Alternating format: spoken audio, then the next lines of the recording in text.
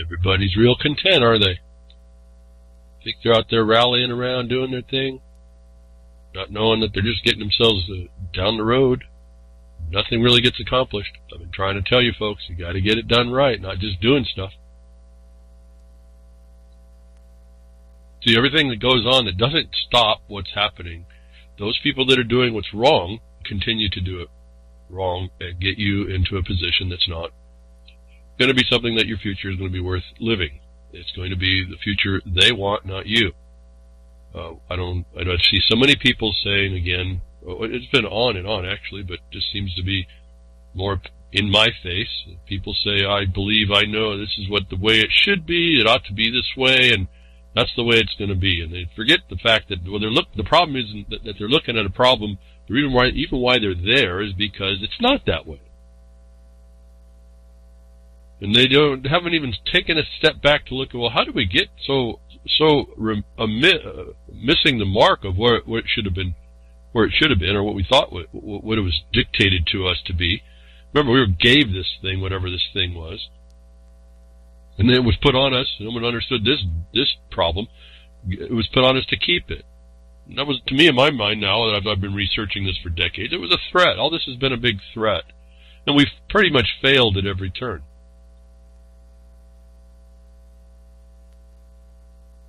So before we go too much farther, I forget, as I normally do, BTW RLM 267 is this broadcast episode. For those of you eventually in the future who ever want to get to see the content that I'll be working from here, kind of help you start. I just give you the titles of the news. It gives me a topic to speak about because I really don't have a focus. Last week I focused on some questions. Appreciated the questions, but this week I got no follow-up, I guess. So I'm not sure what the validity of my discussion was there. Don't know if it helped anybody. Don't know if it, whatever. I don't have a clue. And there's no response. This is the chasm of so-called social media. It's really not so social. And so, I can only hope that I'm helping people and that it works. I get just enough feedback to let me know that those people that do have problems, that do set their mind to fix something, I bring a little bit of help. I certainly can't answer their problem, but I can certainly give them a focus. It happens periodically, all the time. Again, at the meeting, our Jefferson Mining District mining meeting, there was a problem, and we kind of worked it out real quick. It doesn't take that long, folks, just how to give yourself the best steps forward to solve problems.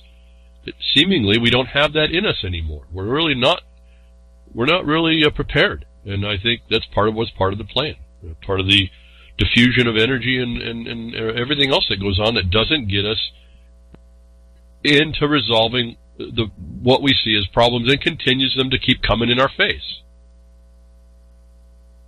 So I get, at some point I start wondering what the value of what I do is when I speak to something and no reflection, no response in the general. I get no reflection, no response from people even promoting the broadcast. A few of you do, and I thank you very, very much.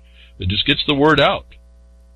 Apparently, I'm sitting on the worst marketing plan ever conceived. It used to be I could do mass marketing and understand I get a 3% return. I'm going to get a 0.003% return on what I do with this. And the difference here is I'm not speaking to a consumer, which I've got to convince. I'm speaking to someone that's got to stop being a consumer. I've got to speak to someone who wants to take responsibility and step up into doing something. And then do it without, I keep telling you, you're naked before this system, this thing. It isn't. It is what it ought to have. It's not what it ought to have been, but you can't start with what you think is ought and think that's reality. The reality is what you're responding to. And so in that regard, and even though I don't do too much of it, and I haven't been inspired to even look even deeper, there's just more things to go after and look at if I needed to, and I just got so much. This week I just shut down most everything I was doing except to try and focus on things that are needing to be done and not trying to be the gadfly on social media, trying to explain to people little things I can see here and there that might give them an insight. Stop fighting amongst ourselves is mainly the main thing I can see. But I just shut out most all that down. I'm still being buried by stuff that needs to be done. This is just how much work there is if you want to pick it up, and can do if you have the ability to. But I was talking about First Amendment audits last week, and I was given an insight, asked to critique a contributor on YouTube. Well, I ran across another one that I would want to people, if you're going to do this, this gentleman spoke to me very clearly. It tells exactly what I've been telling you, but in specifics to First Amendment auditing, that you need to be understanding the game you're in to prepare and be prepared correctly.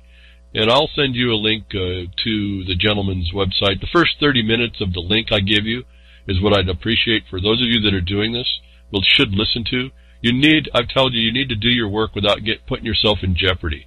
First Amendment auditing is probably the most out there type of, I don't mean an idea and concept. I'm talking about you're hanging out there with liability very much more than I would have, what I would agree to be needing at the beginning of all this.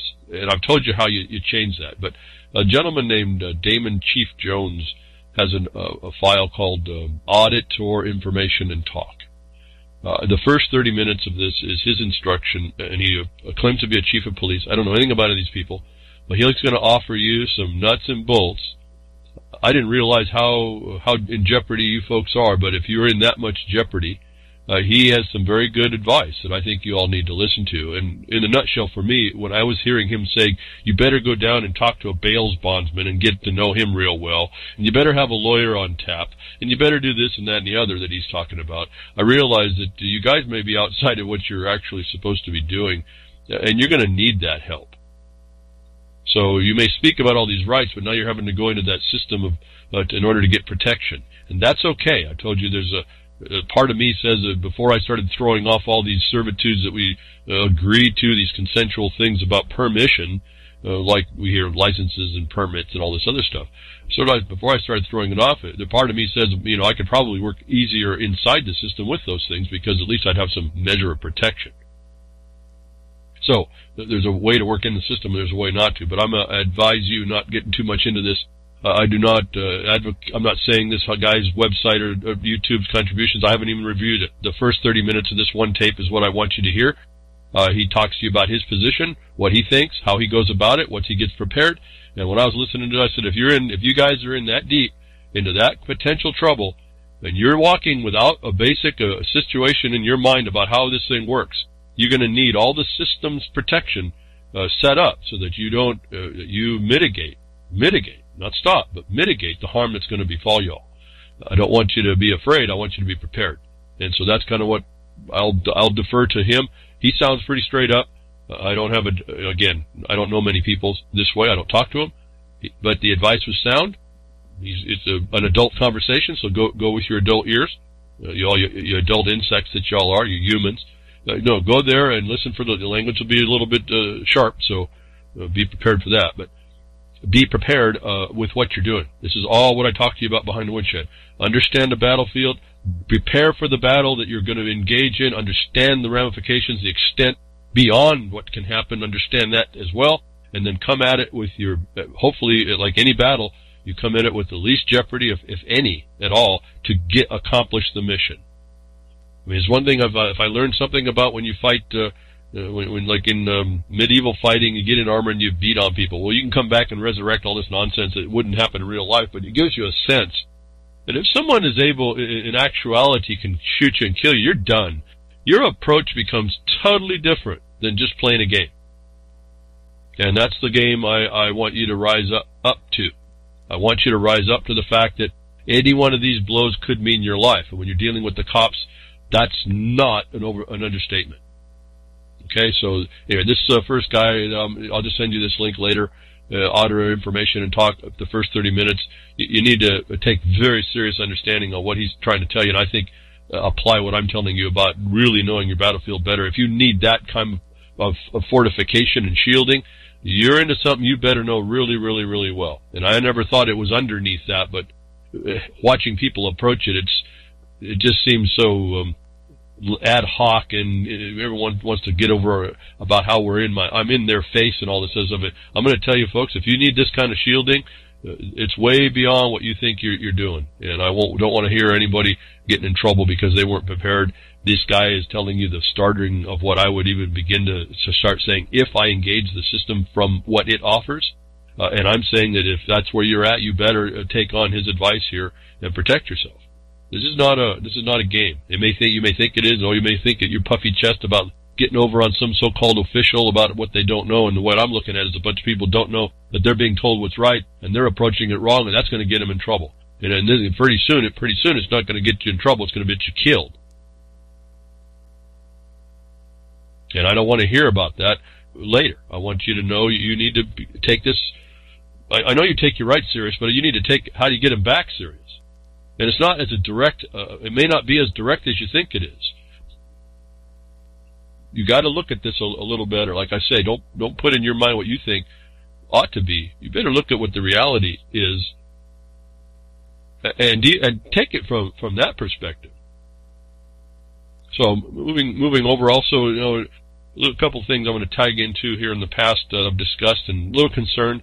Again, nothing to not do it. You do it prepared. You do it with insight. You do it with the information that's maybe not disclosed to you. You go search it out. You go prepare like no one else may. You take these battles you take very seriously. You can be happy and jovial about it. You can have a great time with it, but behind the scenes, you're able to have a great time with it because behind the scenes you've got all the contingencies that you could ever come up with dealt with and handled, so you can focus on the task at hand. Now, one of the things I've been concerned about, not because I don't like the idea or that it's not a neat thing, but it's what I see it as a tool against people, and it's even against what people ought to be, but they continue to work through it. This is the thing with the cryptocurrencies. It would make part of my mind says that this is, for me, it would be great because I don't have a way to make money. And the cryptocurrency would look like a really cool deal for me to be able to have value transferred from here to here, there, wherever, digitally. So to me, it would be a great tool. The problem is with the insight that I have over decades, I saw it as a tool against us. It's a weapon, and I couldn't and haven't been able to put the time into it to really look to find the narrow path in order to pick up which type to do and how to keep it safe and secure. So in the general, and where this thing goes for people generally, I'm advocating against its utility or to embrace it.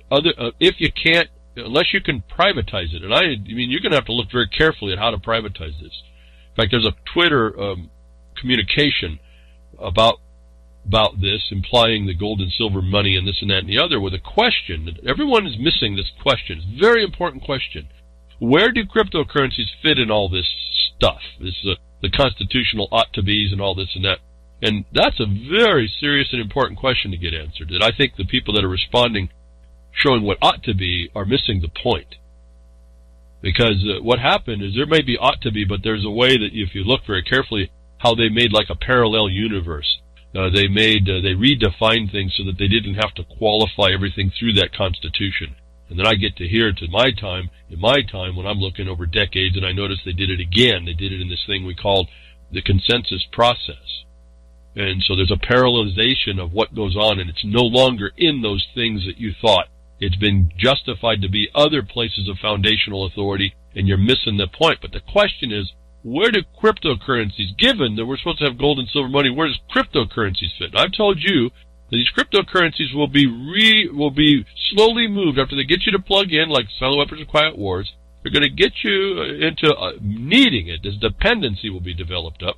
When they get everybody beyond the gambling part of this thing, which is also a cool thing, feeds into a bunch of what we are. But they're going to get it into where it becomes denominated as debt. And I want to point out here it comes. Here's the proof of that. I've told you before that the blockchain technology was being attached to property. We talked about Cook. I think it was Cook or Crook. It should be Crook County. Everyone should be Crook County. Attaching property to the blockchain. We heard of that in Texas. I said mortgages. I said, watch out. This thing is being attached to the financial and monetary system. That monetary system is no longer under the foundation of the Constitution. They scooted it out and they stuck it under commerce and contract. And so be careful, those of you that think of what you see ought to be. What ought to be would be the way you do it. Not the way you extend and extrapolate it out to where others would do it. You follow that ought to be. That's what I would say. Go to silver and gold as money. You do it, find your core groups of people, and we should expand that. I've been advocating that forever. But when we get into these things called cryptocurrencies and fiat currencies and all that, we're into the realm of commerce. And at least one thing we're into. And I'm just going to keep it simple for this broadcast. But Seminole County, here's it coming. Folks, it's being now denominated as blockchain and cryptocurrency and Bitcoin and Bitcash is being denominated as a fiat debt system by one county, only one county utilizing it as such. And it just came through the Twitter sphere, I think, or whatever I got. I don't remember where I get this anymore. Just so, folks, I had so many tabs this week, half of them are left on my other browser, and you're going to get only part of what I gave you tonight. Last night, set up last night. There's just so much to talk about.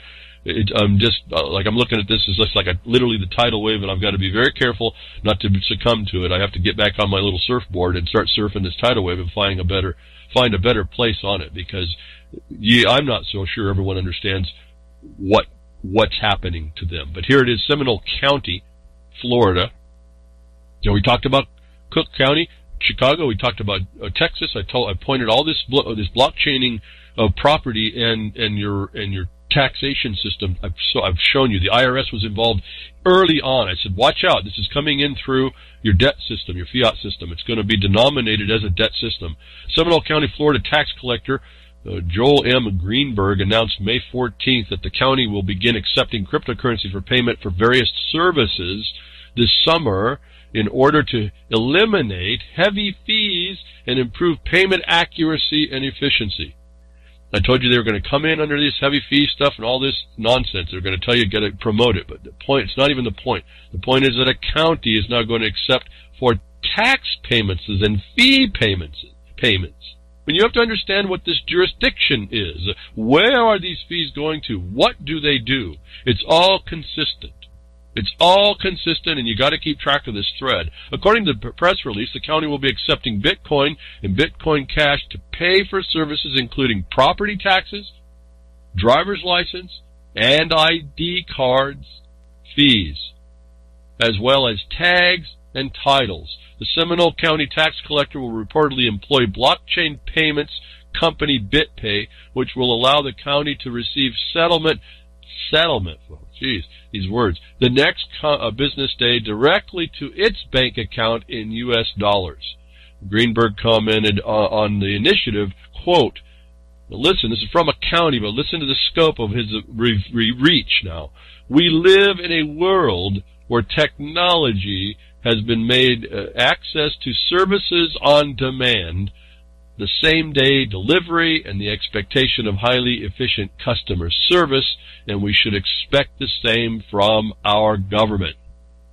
The aim of my tenure in office is to make our customer experience faster, smarter, and more efficient, and to bring government services from the 18th century into the 21st century, and one way is the addition of cryptocurrency to our payment options. Now, I'm going to stop right there. You need to, then they go on to all the benefits and to talk about fraud and all this. The whole thing's a big fraud. So this is a lie that's a benefit of the fraud. It's non-disclosure of what's going on here. The point is that they're attaching Bitcoin to the debt system for the payment of taxes and fees in that commercial debt system. This was presaged by the IRS interest in it, and I told you that. And so here's the first evidence, folks. You can just kind of la-la land this thing in the Bitcoin and the cashless society that they're bringing on and all the so-called benefit. But you have to understand and watch. Maybe if you did nothing more, maybe you should just sit back and watch as you agree with this. Watch how they did it to you. Watch the tsunami come onto you. And using what I see as an instruction to start looking where to look inside the tsunami on how to identify that it's a tsunami. This is the future, folks. This is what I've been telling you. They've been making this technology was a plan. It's a weapon. And if you've heard and I'm not going to talk more about the other broadcasts about the property. This is divesting you of your property on a global scale, world technology, the technocrats, And I told you before with the Texas, in particular the Texas, we saw it in the Cook where they're talking about all the partners, but in Texas they specifically said a third party would be handling this. It's not even in the government anymore. And I've told you the one who controls that blockchain controls that property. And then the problem with that is that there was no original documentation. And you saw in the MERS problem, original documentation is the only thing that saves the property. And I've told you that they learn, these people that do this method, learn through the process how to interfere and get around the checks and balances that were in our system, at least in the United States of America, for property. They look at these people are brilliant at looking at a problem that they have and figuring out a way around it. Well, we see that happening in loopholes that attorneys use, right? And a corporation can keep itself from being liable and accountable because it's got a bunch of good attorneys of the words. So again, I don't know what else to say. It's right here. In fact, I'm looking at a paragraph. They're talking about the Department of Revenue for the state. This is IRS. You think the Department of Revenue of the state's a state? No, that's connected to the federal. There's nothing not connected to the federal here. And it's being denominated in a federal fiat note amount, and that's the other problem. And yet, if you go look at the statutes, you see what they can't demand. This is not even one of them. They're going to get around that lack of demand that nobody uses, is that they're trying to demand. Well, what do you demand for payment? They can't tell you that it's an FRN because it's be illegal for them to demand an FRN because it doesn't pay. But now they don't even have to worry about that argument we used to give them 20 years ago. They're just going to just take it in this electronic currency. And you have a phone, don't you? Oh, yeah, we see that you do, and we see you're standing right there. Oh, no, you're at your sink. Oh, yeah, I got the map now. Yo, you were just picking daisies in your garden here just 5 minutes ago, right? Yeah, that's you. Okay, we got you. That's right. Yeah, no, we can help you. We got your number. So, I mean, this is coming down now. I'm just looking through part of this now. I just wanted to read the introduction, but now it's already in California. The blockchain technology in community projects. Folks, that's Agenda 21. That's sustainable development. These are the public financing for community projects is leverage funding. And they take this, they privatize the property, and they put it under contract, and you're not going to get your rights. In fact, I think I heard Gary L. talking about this last week on his broadcast with Gigi's Brew on the Road Less Traveled 2 hours after this broadcast on the RLM network. They were talking about this very problem with this you just don't have access to your rights to live in a place. And I predicted to you the cost of the places to live back when the 2008 bubble, when we started seeing the ramifications, when I come on the broadcast, finally got broadcasting. I told you be careful. What they're going to do is get rid of all the housing. You saw the housing going away. Where's all those people going to go? That was going to raise the cost of rental housing, and the homelessness is going to go up. That's all part of the plan. They force you, and then when they're going to give you this projects, these new community projects, based on the thieving from the current property owners, through leverage funding mechanisms, to put these projects in and privatize your access to property and take away your rights. Stack them and pack them projects. It's just rolling out, right? And they're using blockchain in order to do that. So enough for there. Those of you that just close me off when I say this, you don't even listening to me, and those that you don't understand, you don't care, and those that listen to it, you're going to say, well, what do we do about it? Okay, well, what do you do about it? You make sure you don't get involved with getting into renting private property. You go live in intensive right outside of the private projects, right? You start using gold and silver coin money. Start getting tangible with people. Stop talking, using the unsocial UN social network to be non-social. Be sitting divided. You're divided even by your keyboard. No one understands the psychological effect of what we're watching. It's fascinating. At one point, I'm just like, what a petri dish. But what the terror here. How far away we are from what I remember society being. It's just a phenomenon on its own. And it was all avoidable. Every bit of it. And the fact that we haven't avoided it is a testament to our ignorance, or I don't even want to call it apathy. We're watching it. So it's not like it's going underneath our sight.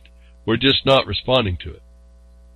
And I suspected, maybe if at least friend of mine suspected, if I could get on to tell people about what I could see, what I was written right there for us to know, and because people weren't quite focused on it, maybe that would turn things around and we'd fix this thing, or at least start to mend it a lot better, a lot faster. Boy, that was a pipe dream. I'm sitting here, I don't even know, maybe 10 years down the road, and hardly anybody gets it. Hardly anybody actually applies it for any length of time. And this is an ongoing battle. This has been going on for decades and decades and decades. At the imposition of this starting of this block, or that we see as a blockchain today, is the Agenda 21 technocracy coming on us that I was fighting against back in the 90s.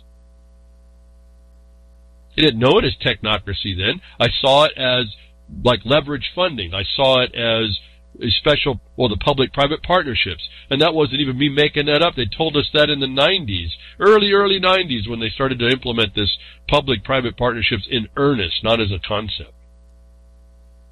Now, I can see public-private partnerships going all the way back. It just depends on what you finally acknowledge to be a private entity, but working in a public capacity. The Bar Association is one of the worst. Go way back for that one. And so it's not about the public-private partnership, it's that it works, and it falls underneath our perception. It's transparent. This harm and invasion is transparent to us. And so you bring up the Bar Association because it's integral with all that's going on. There's no place you go around inside most of the functions of society that a bar member somewhere is not going to be having to be giving advice.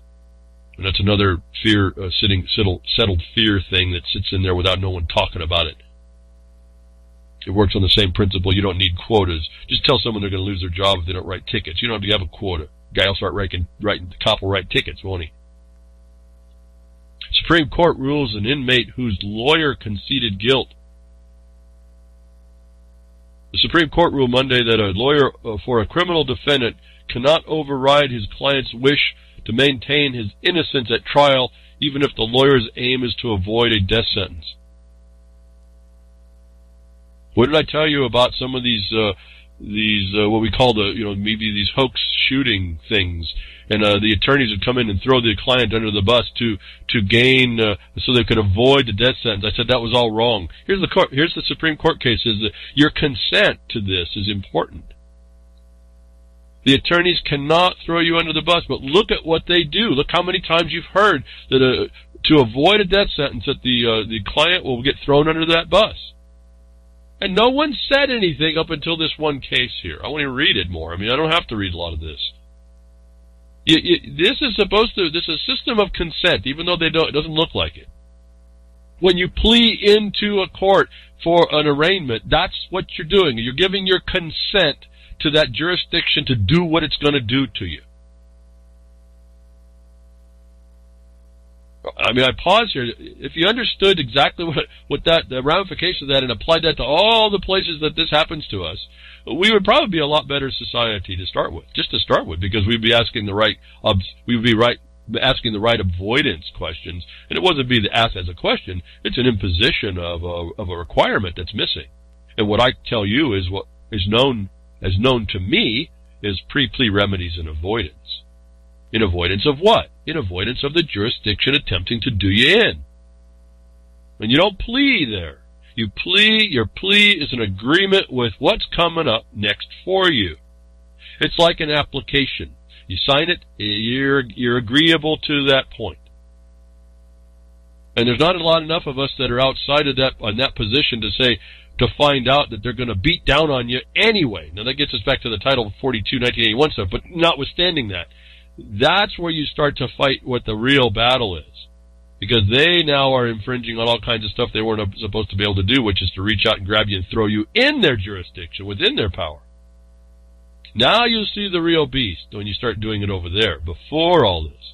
But anyway, getting back to the point of this, I explained to you that it was wrong that these attorneys were making statements before even arraignment or before a hearing or even after that their client had done something that would make it reduced, that would literally just agree that they'd done what they'd done. The attorneys were never supposed to they're supposed to, even if they know their clients are wrong, they're supposed to defend them and try to get them off. And now, how quickly it changed. You know, how many of these mass shootings have you heard that the killer the attorneys come in and just throw the client under the bus. Oh, he did some stuff, and I said, well, that's just signed his non-death warrant. He's going to be in life imprisonment. They just gave it up. Well, here's the court case, folks. What ought to be didn't happen, so someone had to challenge it. Well, it's written right here in the Constitution. It ought to be like this. Well, but it's not, folks. They've moved us so far. They've moved this goalpost and justified it. So it's like in a whole different ballpark. Not even the function that it was supposed to do, but everyone thinks it is. And your ought is just that. It's just a statement of a question, and it's not going to be of any substance. They ought not to throw their client under the bus, but they have been. Took a court case, go all the way to the Supreme Court, and lucky for this guy, that you can't, as an attorney, throw your client under the bus. I look around and say, that's all I see the attorneys doing. You have to have a consent. No, it doesn't. The arm twisting by the prosecutor is not addressed here, because that's how they get your consent. But your defense attorney is supposed to be your defense attorney. They're not supposed to make the decisions on what is really going to be going for the jury ahead of time. And they can't take away if you wish that you don't want that you want to remain innocent, so-called. You want to maintain your innocence, which is you don't, which is another lie. But notwithstanding that, the attorney cannot make a setup, make statements or actions that defeat that. And so there's certain things work and certain things don't. If you don't challenge these things, you get rolled down they go with the future that they want. The way they work that, the way I could tell you, notwithstanding we'd read it a long time before, was more of a reflexive administrative court in its due process. The process that it was not due, the process that was due being done, was more reflexive to a condition and more reflexive to a perception. It wasn't judicial. And that should tell you another thing. I mean, if that's what they're going to, then most of what you're watching in these courts, and notwithstanding my opinion or what I can show you in the statutes, you're not watching judicial courts. And the rules will tell you that, but it's not neither here nor there about this discussion. I don't want to fire up everybody's kidneys over, oh yeah, that's right, there's no judge. No, it's not just saying that, it's being able to identify how that is. So, the attorneys are not supposed to be doing these things to go against their consent, and we don't even touch the problem with this prosecution side where they twist your arm, break your arm off to get that consent. But here it is, folks. If you didn't understand what I was saying about watching someone stand up there and have their attorney agree that they had done, what was that one conversation, the last one? What was it, the Florida one? He understands the weight, the gravity of his actions. That was totally wrong. You can't do that. And so, we're watching the demise of our system, and no one really steps up to protect them. Do you think I'm protecting the guy who shoots a bunch of people? No, it's not about that. He'll get his due, I suppose. But we can't be, as a people, allowing the witness of something that's so degraded that it doesn't even function. It's just people making work for themselves. And they all have to be of the same membership as well. And don't forget the judges that are making the decisions. They're all part of that system. And so you get to the point of that system, and they're saying, no, we gotta one thing we will maintain, and this is one thing we will maintain, is that we want to make sure we get their consent, nice and clear. As long as we get their consent, we can do what we need, and that's where we get to the arraignment. They get your arraignment. You understand the charges. I can care less about do you stand under the charge. It's irrelevant what's going on. You're giving power to the jurisdiction is what the worst part of that is. If I stand under the charges, it's irrelevant. If it's not, you can stand under the charges, it's not relevant to the jurisdiction. What you're arranging is that they have authority to hear and determine that. Under whatever charge. There could be any charges. And you're standing there answering because you didn't do something you were supposed to do prior to that to challenge whether or not they could. I'm not saying they can't. I'm saying that you didn't make your challenge to it. At least when you're inside, they can't just take your intention to be innocent and turn it into manage it in order to look into the future and try to say that, oh, we want to avoid a harsher penalty. You got to look at, and I would say don't just stop thinking there. You got to think about this too. Think about that when you put someone in that position too. They want to maintain their innocence, and to do so, they're looking at the death penalty. And you know that system's not nice, so it's not a good thing. Not a good thing. The whole, again, it may sound like I'm advocating something. I'm not. I'm saying we've got to lay out some principle here, and you got to hold to it. Well, this case says that we're going to hold to consent. We got to get their consent in some form. We have to get there. That means you, the enemy combatant, we have to get their consent. Since they haven't avoided us, that we're going to get their consent that we can do whatever we want to them. Then we can sleep at night with a clear conscience. How insidious is this psychopathy is pretty fascinating. And we keep putting up with it. Another thing I was talking about, just keep moving on here. It takes so long to talk about some of this stuff. UN votes to declare Trump Jerusalem decision null and void. As I told you before, they did that before. This was like old news. The point is that the thing that's happening in Jerusalem, the abomination that's happening there, even after Obama, the unqualified one, is again without law, without support. And if you want to see the fractal of your life locally to you in the world, look at all the people that are against what's going on with Israel and Jerusalem and the United States, and see it still happening. It is our problem. And that's a fractal that belongs in your town. That same type problem is happening in your town. That's why it's happening out in the world. So, in a humiliating blow to Donald Trump on the world stage, the United Nations General Assembly has voted by 128 to 9 to declare the controversial decision to recognize Jerusalem as Israel's capital null and void. It didn't seem to matter, does it? And this is the thing you find about lack of enforcement. And this is where you find that I've been telling you the world has become just this big, whoever is big enough to move on forward is sheer violence, just sheer violence. There's nothing in your life right now that is actually judicial. There's no law.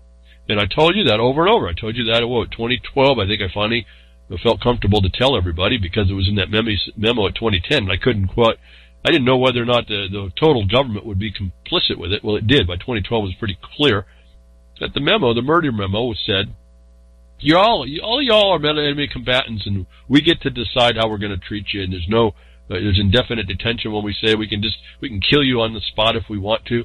We're not going to listen to law. We're going to go extrajudicial. We have no need for law. We're going to do executive expedience. We're not going to even look at the guidelines set up in the oxymoronic law of war, the Lieber Code, anymore. I told you this law, how many years has it been now? That this is where it is. This is where we are today. You're watching in Israel what this lawlessness and lack of accountability. And I've told you those people, anybody that's to do that, like the United States, you people in the United States, they're going to do it. They're doing it to you. You just don't recognize how they're doing it. You make up what ought to be, and you think that's enough. When I'm telling you there's a real insurrection that's happened, you've been infiltrated and surrounded, and you're really an occupied people. You live in the open-air prison. I told you that Gaza was reflecting to us. We are living in that open-air prison. We just don't have the destruction in the obvious ways. Your water's no good. Your buildings, your industrial complexes are all okay. You can't go anywhere without giving your papers. You get beat up. You can't even have a cell phone that they want you to have if it's not quite the right time against someone who fears for his life. And everybody thinks that's fine. I don't get that, but there it is. So here's this problem, this reflection of how degraded, how despotic it's really gotten in our face, and why, and also the time that we're living in is one of deceit and fraud, and how, again, you keep sitting what ought to be. We're so far into crime, you better stop talking about what ought to be, and you better stop the crime. And you got to work out ways on how that's going to happen, because they're bigger than you. It's brute force against you. And this is where I keep suggesting as we move down through the years, is started, okay, a small group of us can do it, maybe a little bit bigger group, oh, we can do the mining district, oh, now we got to use the nation. Well, now the whole world is involved as this criminality, this caucusocracy of governance across the world as a cancer is now metastasized in real. The hot spot being over there in Jerusalem. A couple of things I noticed before I shut down, I stopped looking at Twitter here the last few days to focus on other things.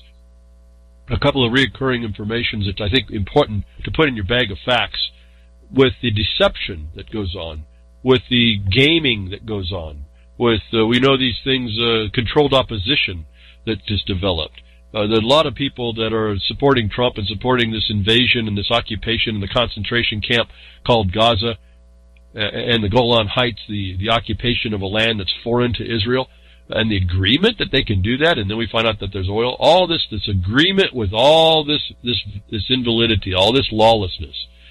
A lot of questions come out. Well, in the protests, what about Hamas? Hamas caused them all. Hamas said most 80% of the people that the Israeli snipers sniped were Hamas. Well, I want you to remember and know, and I've got some links for you, how this game gets played and this controlled opposition that gets created. I'm not an expert in all this. You can probably certainly find people that will talk about it more and more in depth than I will ever consider it. I don't need to know more. I just know it happens. I look for it. And Hamas was helped to be and created by Israel to begin with. They took a natural dynamic and they put it in opposition to the PLO and the Palestinians, and they're using Hamas as a tool. And I'll have the links for those of you that are interested to watch how organizations get other organizations to make it look like they are an authority when they're actually a tool of the people that are the invasion, the occupier. Hamas is a creation of Israel in order to control the PLO and be that excuse. They're the cover for Israel's actions. And so when you see Hamas saying, oh, well, we say 85% of the people were Hamas members, isn't that, and so that's supposed to give credence to the Israeli snipers for killing women and children and medics, and the other few percentage that are not Hamas, well, that's an Israeli tool saying that. Why wouldn't they say, oh, well, 85% of those were Hamas anyway? Were they shooting themselves? No, that was just a propaganda statement to try and give credibility to a lawless sniping of innocent people. And so you guys, folks, you can read this for yourself to find the truth, or you can listen to all the nonsense I see going on that's keeping us divided. I try to send out Twitters to try and explain the thing, the other point about Hamas was causing this. No, Hamas is not causing it. What about the why are the children on the protest side, or with the clash? Really, this is just ignorance speaking. Now, it's not that I know so much, but I pay attention. Hamas was created by Israel to oppose a condition that sits inside of the occupied concentration camp that they control, which they have no right to control. That the concentration camp is such that there's no place for the children to go. And you'll get that, if I think I got the link for that, was the RT program where Ahmad Tamimi's father is explaining why the children are out there. And the children, if you listen very carefully, I don't know how you don't really feel for these people, even if you had no concept about it. They're out there because there's nowhere else for them to go. The Palestinian fathers and mothers who do love their children, as he'll tell you, tried to hide the kids in places. And the Israeli go inside the concentration camp and seek them out and then harm them. And so the mothers and fathers said two things. One, we can't hide them now. Number one. Number two is they suffer like we do. They suffer from lack of food, lack of medical care, lack of water, lack of electricity, lack of schooling, lack of this, lack of that, lack of everything because of Israel. And so since they are part of the society, notwithstanding how young they are, and that we are still being attacked, and we can't hide them, we'll just bring them with us wherever we go. Why? Because we live in a concentration camp, not a protest site. And those of you that have hardened your heart against this condition by trying to make these excuses, oh, it was Hamas, or they don't have a right to put their children on the front line, you are deluded. And you need to pull back a little bit and start looking at what's going on there. Israel has a fence around a place that they don't have the right to put the fence on because they don't have the land. And then they go over and they get the bully called the United States to protect them and take half of Jerusalem. You want to explain to me, if they were actual Israelites, why they'd get half and not 1/12? If it was legitimate? Anybody miss that one? I've been hanging that one out. When you look at the actual Israelites, not the Israelis, but the Israelites, who would have a bit, if it is Jerusalem they have a right to, as an Israelite, isn't that just one of the 12, 1/12 of the 12 tribes? So they couldn't take half anyway. And I hope you appreciated the way to delineate the pre and the post 1948 Jew. The mere ability to speak Hebrew does not give you right to the land, which is the post-48 Israeli. The pre-48 Israelite not only speaks the language, but is part of all the tribes and of many peoples from those tribes. And I think I identified a quick way to be able to delineate in this problem how it's a big problem. It's not so simple that someone come and say, well, Hamas done it. Or that even Israel created Hamas. Because Israel isn't, and an Israeli is not an authority here. They do not have the right to the land. And no government has recognized that. And so I'm dismayed a bit how we can stay divided on this issue, when if we expect ourselves to be treated correctly, we can watch a people being mistreated so terribly, pushed and forced into concentration camps. And this is not unique around the world or through history, but the point is we continue to allow it. It's a reflection on us, and I'm asking us how we expect more for our way of life than what we allow to others. And then we look at our life and we say, isn't that what we're getting? It may not be as bad, but aren't we getting very close? Our servitudes are just a little different. And maybe if we expected more for ourselves, we'd expect more for others. And why wouldn't we? Anyway, it just drives me nuts when I see people supporting and not supporting and don't even get down to the bottom line. And for me, it really boils down to some of the land stuff. That's pretty simple for me to get at, because I'm not that intelligent somehow. I can't keep up anymore with all this stuff. And it's made to do that, but I also realize I don't have to keep up. I just got to find my way, my little handle on how I understand how this works, and I'll hold on to that part that's foundational, and I can understand and can protect it, if you will, with an understanding, and looking for the better answer. And as long as there's no better answer coming, I'm pretty capable to make sure that that's where I'm going to stay. I don't have to know so much. I just need to know that much. Once I know that much, I can realize there's a very huge wrong going on here. And as soon as you give a bit of right to either side, you've agreed to the sides, and there are none here at this point. And so this issue with Israel being protected to take half of Jerusalem, a city that was cut apart, separated from the mass because of its religious importance, was supposed to maintain separation. That's another problem going on. Cannot be okay with people, and it cannot be justified by anyone. And if it was Israelites claiming that they wanted their 1/12, I would probably have a lot less to say about this. But it's not. It's a Israeli occupation being handed half of what they're not entitled to. And they couldn't be entitled if they even were the people that were entitled.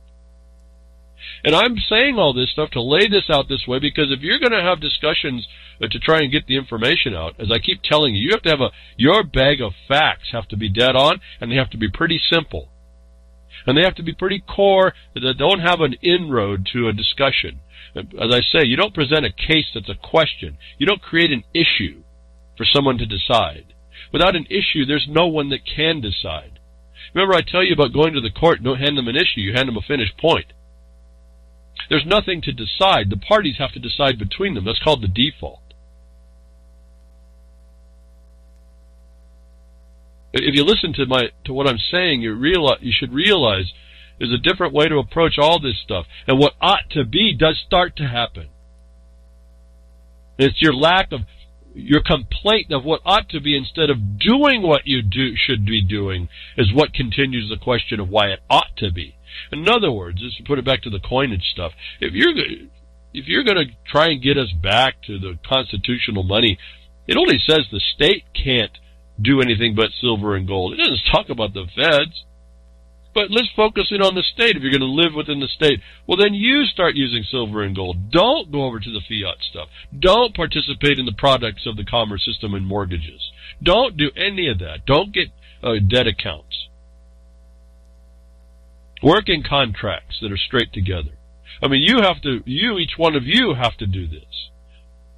That's the only way that'll start to happen. Maybe it's not as convenient, but that's one of the big sales pitches are. It's more convenient, less expensive. They don't tell you what the expense is. That's a fraudulent statement. You can't even evaluate the cost of what they're doing against you. But when it means your way of life, when it means your property, when it means your ability to protect your property, which means you haven't even begun to understand the costs. And that statement about how efficient, how less expensive it is, the fees to do the transactions is a lie. So we can tell stories amongst ourselves. Just remember, Hamas is a creation of Israel, controlled opposition. The children, they're stuck. That's a concentration camp, and Israel doesn't have a right to build the wall. They built the wall, and now it's fish in a barrel. The kids can't go anywhere. Remember, they couldn't even play on the beach. They couldn't even play volleyball. What happened? Israel sent a munition in and killed them while they're playing soccer, I think it was. Kids, little babies, like they were a big threat. They shelled a beach that had kids playing on it, soccer. Is that good enough for us? Does that make it all right? Where do you put the kids when they can drop a bomb on their head? When you gather them up, put them someplace safe, and they get attacked? Where are those kids going to go? Isn't it better just to have them running around? And who are you to put on how they defend their sons and daughters in that condition? Who are you? This is the other thing that just gets me. This is the same thing as the future we want. These people that are sustainable development. We're going to make the rules about what's rational and right and logical, whatever all this. It's not logical. It's irrational. It's based on their feelings and triggers. Little snowflakes. Who are you to put any kind of an imposition on anybody who's under attack like they are? Kind of gets me too. Why are we such a people everywhere that we think we have an opinion better than those people that are being attacked in defending themselves? I think you need to look at yourself when you think, if you think you have an opinion about the children that are being shot on the front lines of a war zone that is made by the sniper to be that way. WikiLeaks put out some information on this to show more cables that were done. I have links for this for those of you that want to see it. I want you to have the evidence to hand anybody. I don't even have to argue. Here's the facts of what you're talking about. Hamas, no, they were created by Israel. Children, no, the snipers go after and kill them. The Israeli government tracks them down and kills them, so that they are not protectable. And then those people that have a problem with that, they can go work on that problem, but at least you brought the facts without an argument. As the media will and does whitewash the Gaza massacre. See, they were saying clashes and conflicts. No, this is a massacre. I think iconic picture: guy without legs in a wheelchair slinging a stone like David and Goliath. David going to sling a stone. Well, he got shot and killed. Well, he was a real threat.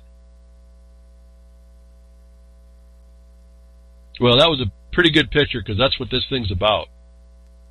And until people kind of get that, and they listen to this whitewashing that goes on, I even think the word whitewash here is an understatement. But the U.S. media, all those people that are being spoken to, you'd be able to speak to that. You don't have to vilify the media. Just say they're whitewashing this thing. Here's a point. Here's something you might want to look at. Here's an issue you might want to consider.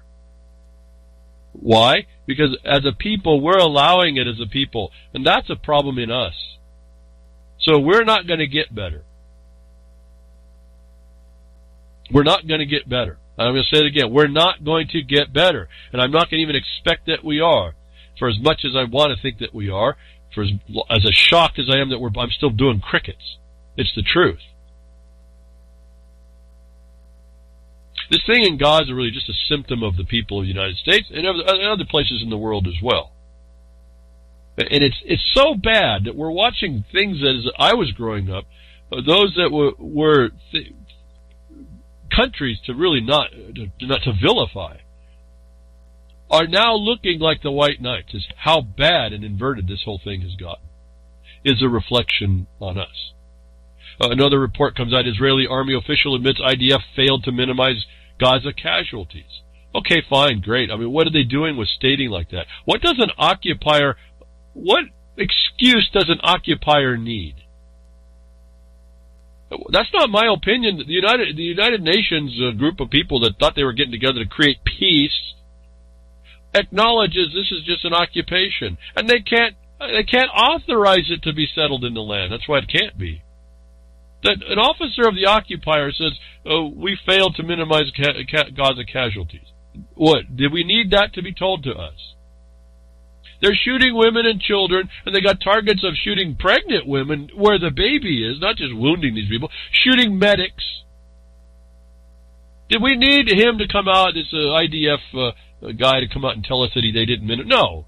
This is just more propaganda to keep stirring the pot and keep us ineffectual about what we're going to do with it, if there is anything. My view is you better start understanding what it really is. I mean, someone who's more popular than I am writes about why I talked about the excuse, talking about to remind everybody this is the West Bank and Hamas has no presence there. Remember that. There's no presence in Hamas. It's Syrian. So what excuse does Israel have for beating women, medics, and wounded people? And I ask, what excuse does an occupier need? Now, I keep saying that, and I think, okay, you said that enough. You need to see the occupier in your land. It's not just over there. If you're going to ask about excuses from occupation, you're asking them for an answer for how they abuse you, not taking action to get rid of it.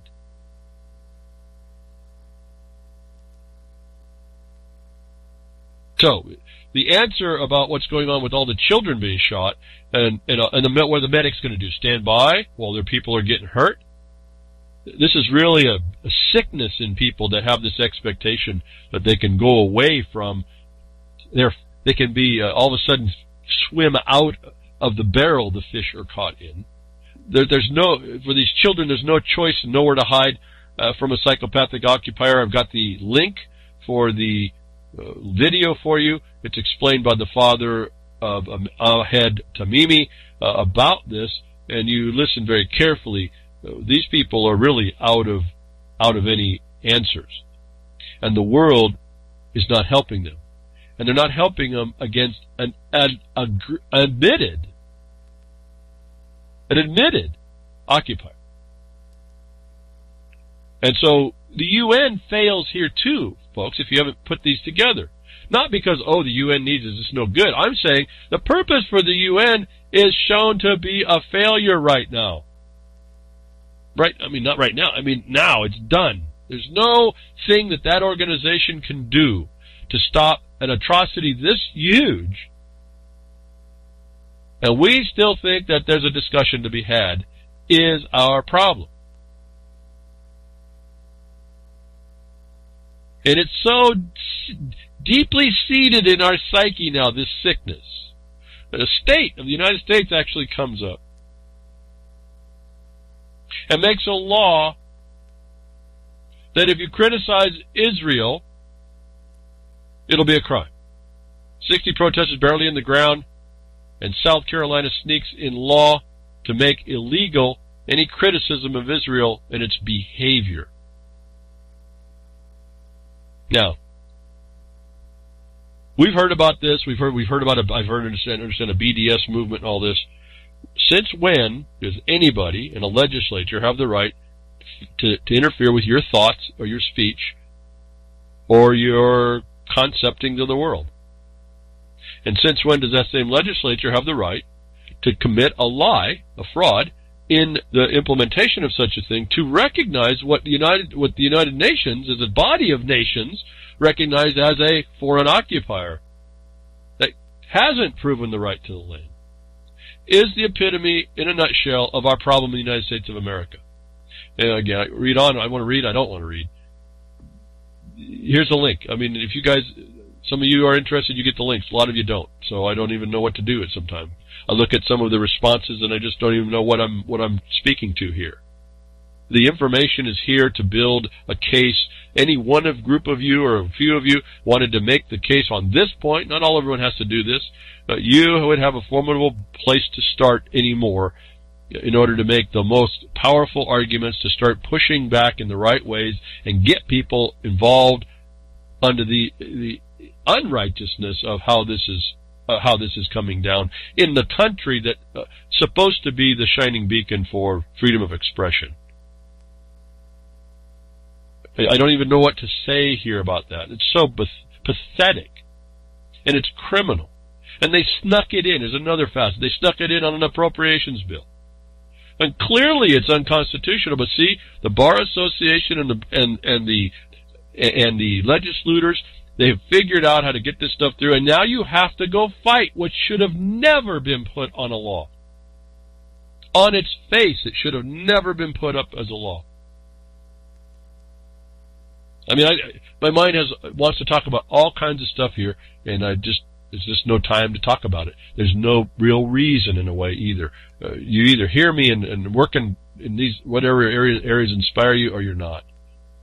I got lots of ideas, but they pale in comparison to anybody who's actually focused on this information. I cannot focus as well on every little thing that I need to bring the statements of power that are available. I can see them as I'm tearing through all this information. And then how that works out in remedy. And there's lots of different, I'm not talking court remedy, I'm talking about perception, I'm talking about getting the word out generally in the media, how to set up even the legislators, how to make it look bad, expose how bad the system is that allows this. This is kind of what we did in the 2013 lawsuit. If we'd have never stopped and tried to address the moratorium against the miners and deal with the legislation coming through the legislature, I would have never been able, from the outside, there's no way to see how they actually do the destruction. I would have never seen how they take these these bills that look like they're disparate and separate, and push them through, and they all look innocent, and yet they're actually parts and pieces that get pulled together by people who know that they're coming and assembled on the other side of the governmental function to come and brutalize people. I'd have never seen that. And yet watching this thousands of bills come through and having to even just sift through a few that we were interested in, your mind starts to pick up parts and pieces of how it starts to work. Your mind picks up things, fascinating things, without you even paying attention to it. And all of a sudden they just gel into an idea. And we've allowed that as a society. We've allowed third parties to make this law. It's not so much of a secret where lobbying is the most obvious function of that, the lobbying. But what we found was even more sinister. That's internal to the system that does that. It's internal to the agencies of the state. It's internal to the function of the state. And all this, again, this leveraged funding of the funding appropriations. They're all internal to the state now. It's external even to the lobbying power that you can see is really a partial model where the lobbyists get to write the laws and get to sit down and tell you what comma they want, all the attorneys. So that their company gets protected or their industry gets protected in a certain way, and they know that and you don't. And all this regulation now is used to destroy new upcoming creativity or old property rights or continuing property rights or whatever. Raises the amount that it costs for you to get involved with something if you wanted to be creative and become an entrepreneur. What did I hear now? It costs $15,000 to be able to learn how to braid hair. What women used to do amongst themselves in their tribes naturally. And nobody knows how to say that. Hey, I have a custom and tradition to do this without a permit. You can't say that for yourself. No, you're going to go either not do it or go do it as a criminal because you didn't understand how to say that, or you're going to go through the classes, thousands and thousands of hours, learn how to braid hair just so you get your permit. No, this is our life now. We are agreeable to these people that come in and make the atrocities in our life that we conform ourselves to. Like, to me, it's just Gaza and Israel is just the epitome. To me, Israel's nothing but a terrorist. It's just nothing but an is, right? An is us, isn't it? Israel, U.S. It's a tool, again, for another agenda. Also, on top of that, it's real easy for me to see the connections here and see almost predictable how they're going to move stuff. It's all the same thing. I mean, I'm looking at stuff right now. It came through. I'm not going to get to it. Talking about the diseases, the pandemics. Now we're finding out they're monetized.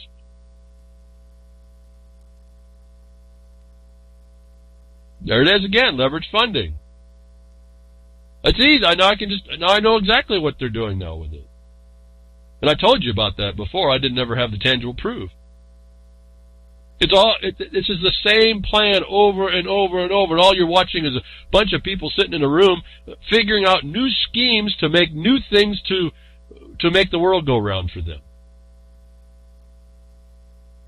And I don't know what drives all that. It's all kind of beyond me. I'm just not into that. It just never made sense to me. But there are people that it does make sense to. And so this is the point I tell you. You and I together, we may be different psyches altogether, but there's people out there that are not, and they could care less about you. All they want to do is figure out in the game that's been laid out here and been adjusted to, and how they keep adjusting it, is that somehow they keep on top of that game. And they don't care about what you think. In fact, I mean, the more I think, what you think becomes important in that they understand where you stand, and when they understand where you stand, they can make something contrary to you, make a division, and now they can make money, power, control, or whatever. It's pretty simple how they figured this all out. It's almost as if you can't have an opinion in the world. And in some regard, that's the absolute truth, but that's where I found the property laws allowed a separation. But like Jerusalem was separate, the corpus, the city was separated. Yeah, you do that with your land disposal. You do that with the evidence in your patent, short of any reservations in it. People don't even understand what these documents have the power to do, the very same thing. And what you're seeing is somebody your local government with the power of the cops and the military that we call the cops. That would be like you if you have a patent on your, which you have a patent on your land. If you got a piece of land and you're buying it, it'd be just like the county having a SWAT team come in and saying that the neighbor right next to you has the right to use half of your property. That's what Jerusalem is with the Israelis right now. Did that make it a little more close to home? So what's happening over there in Jerusalem and against the Palestinian people, or the Israelites, is what's happening to you if this county were to come in and just drop your hated neighbor that you had, right? In fact, a neighbor that's moved in next door, that is squatted on the land, and then now they want your piece, and then the county said, yeah, we're going to help them give you half of your land to them.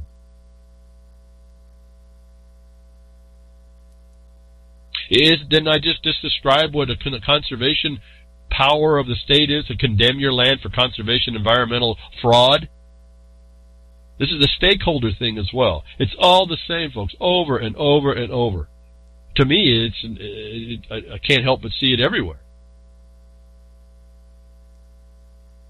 Well, up until you do the certain things that it can't be. Like, understand these land disposal laws and how they're working and how you catch someone being a criminal, even if they're in official capacity.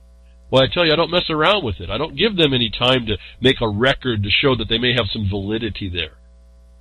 We kill it right up front. We just don't allow it to have you don't have to have an idea that they might have a say. You shut it down.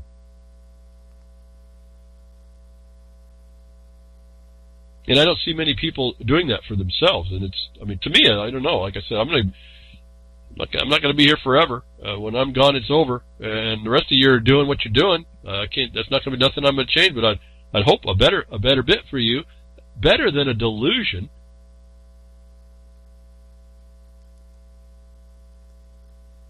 "60 protesters are killed," and Nikki Haley walks out of a meeting where they're talking about how abusive all that is. What is that?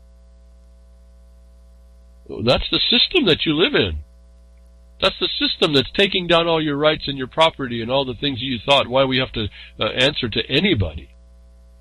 Why you're being shot in the streets is because some cop decides or raped just because he decides he wants to make fun of all the licenses the attorneys have given them and the system and policies that don't exist to constrain it.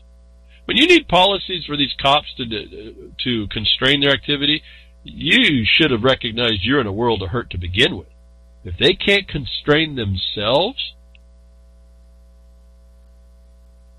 and you want to blame what ought to be, we're so far away from what ought to be, it's not even, like I said, I don't even want to discuss it. It's not even relevant to the world anymore.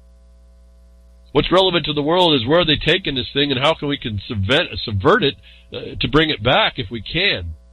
If we can.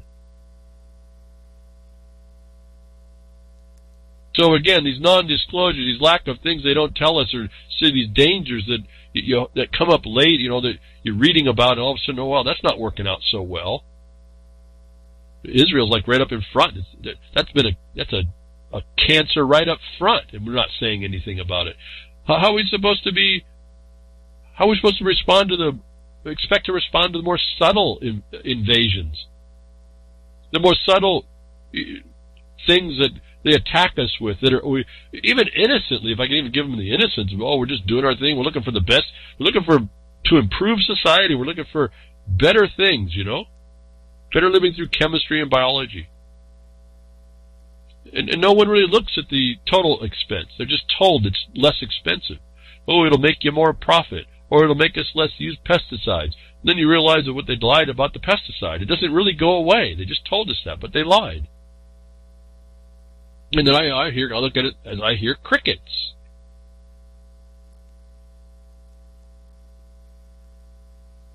So what is this thing, that these cancers that we allow in the world to fester and build up and kill people, and kill lifestyles and kill ways of life and kill societies?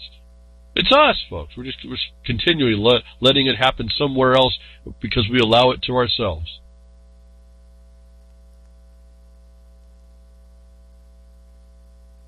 It's hard not to see all this stuff similarly everywhere I look.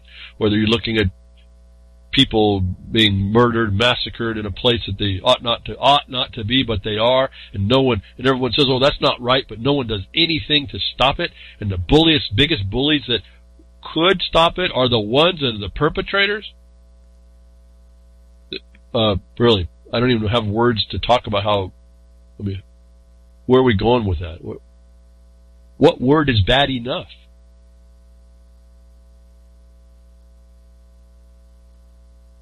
And really, aren't we just looking for a truth? Aren't we wanting to be honest with ourselves? What is the problem with the people called Israeli not actually being Israelite? See, I don't even really care I told you, if they can show a right, fine. This work it out. But where did this fabrication, after this post-48 fabrication, have power to have a say at all? That it has given the power to kill and murder, commit genocide. That we've given over so much responsibility and left nothing to ourselves that we can only now get to the point where we can watch it. And we hope someone steps up to say, "Hey, we got a problem here, and we're working on fixing it." But you're not even hearing any of that. You're hearing nobody say we're going to fix it. We're just seeing everybody complain about its existence. And so, I'll move on. We find out things that are, like I said, biological, chemical, we have societal, things that aren't working so well. Reinvestigating those things that we've created. We're not even doing that to see whether or not it's still working for us. When we see a problem, a wheel come off the wagon, we try to go on 3 wheels instead of saying, "Wait, let's go fix the 4th wheel. We need it eventually here." But so there's a report that came through. We're talking about, moving on now to what they feed us and how the food security they talk about, this whole global order thing, how they want you to live in the future, those that are making the decisions, the companies that are lobbyists that are involved with how this works out for you, against you, your silence against it all, and then that being a consent, which is not true, but that's how they accept it. More things coming along as proof, without question, that something's amiss and something needs to be checked. And for those of you that would be interested to do this and have the ability to, I'm always asking you to find the wrong you want to make right. Relative to GMOs, genetic modifications, I've told you the CRISPR-Cas9 technology being touted as the bee's knees of genetic engineering. Interestingly, somebody did a check and they found out that there might be a problem. So those of you that are looking for more evidence of,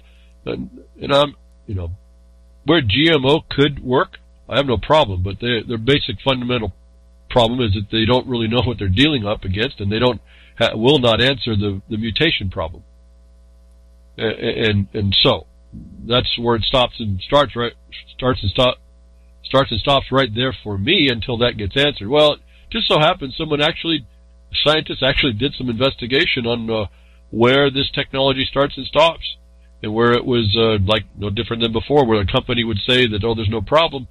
This scientist found something else. CRISPR-Cas9 interference in cassava linked to evolution of editing-resistant geminiviruses.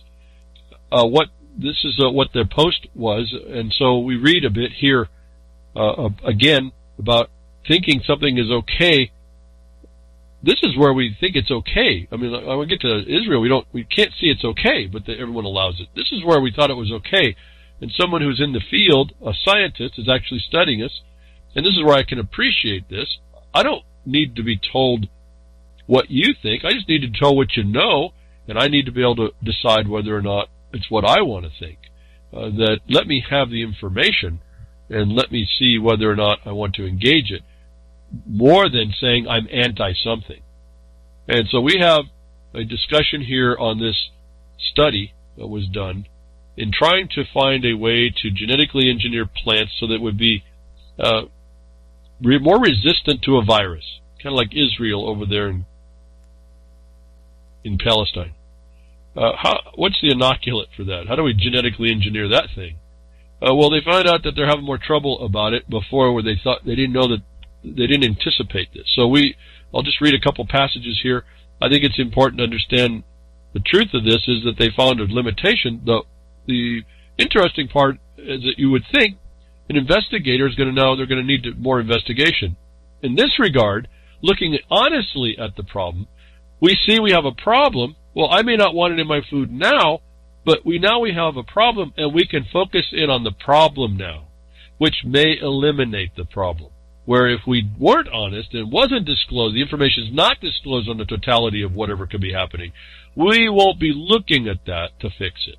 Is my main contention about all this dishonesty and all this stuff, because it may be that these things are fixable if we stop being deceitful and we started to understand the totality of what's up. This experiment came up to show us that they're now recognizing a problem in this CRISPR engineering for gene modification. We use CRISPR-Cas9 in the staple food crop cassava with an aim of engineering resistance to African cassava mosaic virus, a member of the widespread and important family of plant pathogen DNA viruses. By cleaving the virus replicative genome, we found that between 38.3 and 48% of edited virus genomes evolved a conserved single nucleotide mutation that confers resistance to CRISPR-Cas9 cleavage. Our study highlights the potential for virus escape from this technology. Care should be taken to design CRISPR-Cas9 experiments that minimize the virus escape. And so what they found is this thing mutates itself and makes itself protectant on subsequent gene modification. And they didn't know about that.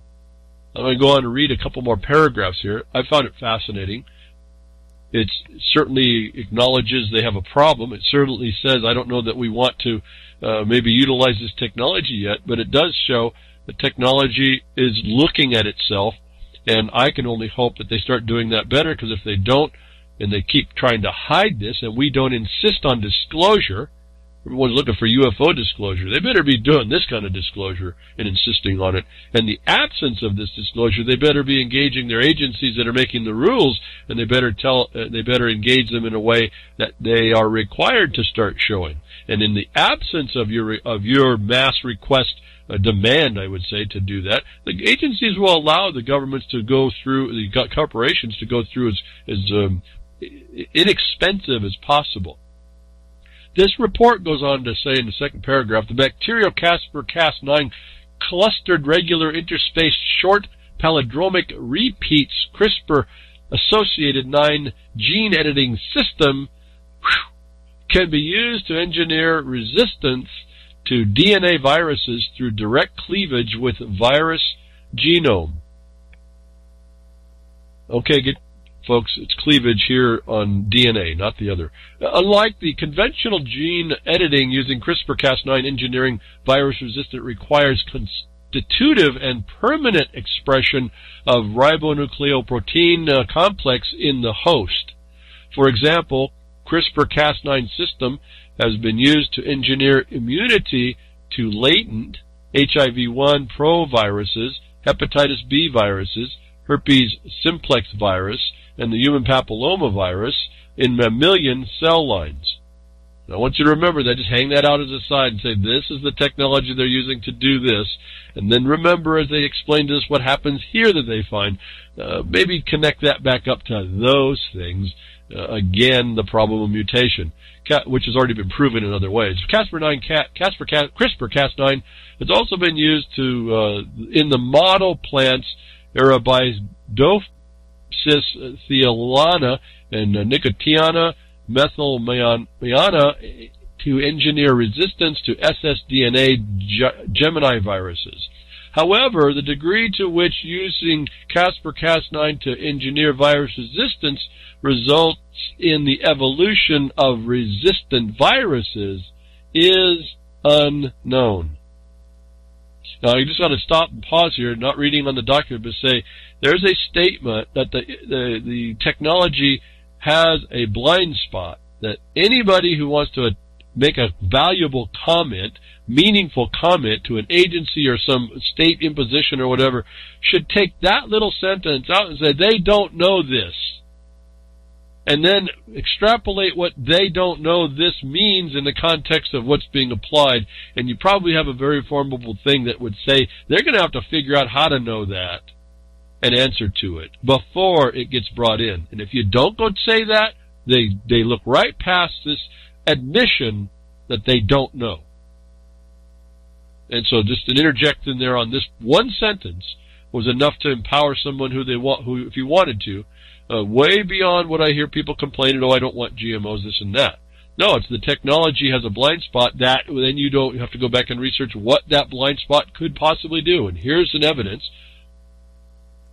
One concern, which has previously been highlighted, might be that planting transgenic or virus-resistant CRISPR-Cas9 plants in the field will impose a selection pressure on viruses while simultaneously providing viruses with a mechanism via Cas9-induced mutations to escape resistance. We applied CRISPR-Cas9 to engineer resistance to geminiviruses in cassava and investigated the impact of engineering resistance on geminivirus evolution. We failed to engineer geminivirus resistance, but we found that that use of CRISPR-Cas9 led to emergence of a novel, conserved mutant virus that cannot be cleaved again. We urge caution in the application of CRISPR-Cas9 for virus resistance in plants, both in glass, house, and field settings, to prevent the evolution of novel viruses. I'm going to interject here. Don't you think they could use this, as I was telling the pig fly flu, was they said a novel virus? Do you think they've been using this technology to make novel spin-offs in order to see what they might be able to bring in as a pandemic? So here's again, you start to use this information, instead of just listening to it and now thinking you know so much, you actually take it and go put it in before somebody who wouldn't otherwise want to see it, and you make a public record of this by an agency that's going to license someone to use this technology that you're going to consume or your little ones are going to consume in the future. And you say, listen, they have a blind spot. They know this is a problem. It creates novel things they've never seen before. These novel things can also be patented, and we don't even know what those do, and they are a byproduct that we don't have a clue is what it's doing, the extent of its impacts or harms. Now, this is not just what we eat. This is to the environment and other viruses, you see. And then we have also a mechanism, possibly you talk about super viruses that are being developed, needing super antibiotics. We may see the mechanism here. Toying with Mother Nature on this level may not be such a smart idea. I don't want to say that far, but the point is you can start building that just from this report. I think I'll read this last... do I want to read this last thing? Maybe not. It goes through and explains what cassava is, a staple food. So they're dealing with the basic foodstuffs of a whole nation, a continent actually, and part of South Asia. So we're not into small things that they're trying to do. They do have a problem, but do we want this technology to be done without a check? This was one of the first checks I've seen that was done. That I thought could be used by someone to say, well, thank you for checking, but maybe we don't want to be going without headlong any further until we know a lot better what's happening. This is a first acknowledgement of the mutations I told you I had a problem with in a test, and this is an important test because it did come from people that are in the field. In fact, this poster on Twitter said, you aren't going to like what I found here, but this is important for us to admit to and get out so we can work on it. And that was really my whole sentiment with this whole nonsense that we've been hearing from regulatory bodies. And that may be an angle that you use when you talk to any regulatory body or your county or whoever they want to come with their authority and said we have a police power here, and you say, well, your police power goes only to the point that you know and not till you don't know. At that point, your police power has to stop being the club, and it has to start to become more the nurturing member until you figure it out. We need some protection in these blind spot areas that we now are known to cause mutations of unknown impact. And then, well, how could it be when we have this story here, new DNA structure found? I think I might have reported this, but if not, I want to bring it up here again. Why might these mutations be happening? They don't know. It's a blind spot. But here they have other sciences, so-called reverse engineering, how these cells, these DNA packages come together, and they come in different forms. And those forms, I was telling you, the geometry on all this is so important. They unfold and refold and do all kinds of things different than what was expected under the new finding of the new so-called new DNA structure. It's just new to our awareness. There's another proof right here. The lack of understanding of that form, that structure, should be enough to caution any regulation of imposition and utility on a foodstuff or a feedstuff. And if you look at what I tell you about doing the administrative procedures on how you address, there's a guidelines on how you would address just about your county, your cities, your federal authorities, your state regulatory bodies, all in this particular subject matter. They line out how you would make the discussion. It's not really that hard. You would lay out the lack of knowledge. This blind spot here, they have not shown a test. They show that there's ramifications they don't know. These look to have an impact that is not good, or an extended impact, and you as the agency have not insisted, and they have not shown this part and impact sufficiently to comply with the ability to be authorized. It is part of a statement package you would assemble. But we're learning we don't know, I guess is the point. More experts say. The more we look, the more we find. That's the fascinating part. But this has now been tied into, we look and we find and we can mark it and we can possess because it's novel. We can possess it under the laws and we can possess it for a profit. And the government thugs will protect us in that. And they give us and they extend us licenses. When we get that promoted our way. We don't have to look at things that may not be advantageous to the promotion of something. The problem is, folks, they're dealing in the essences of your life in these matters. And so now we have an adulteration of the function of the police power, your health, safety, welfare, morals, whatever, 6, 7 other listed things. So I just wanted to call your attention. Not only do they just find out that they have mutations in their, I told you, just manipulating the gene structure will cause these problems. The cell will respond. The cell is a living thing already. It's responding, so it's going to protect itself. Here's, again, a proof. I told you that it was there. Here's the proof it happens. I'm glad to see that they've acknowledged it. I hope it goes a lot deeper. In some regard, it would be nice to see. It wouldn't bother me to find out that they overcome the problem of the mutation, wouldn't it? Because then now we're maybe making it more holistic to what it could be. It becomes more like hybridization than interjection. I'm going to stick my stuff in stick my face in your grill. I'm going to put my stuff right, I'm going to interject you. I'm going to stuff Israel down everyone's throat in Jerusalem. No, we learn how to come together a lot better, and through these processes we learn how to become more natural to the natural process which nature has built over time to keep itself healthy.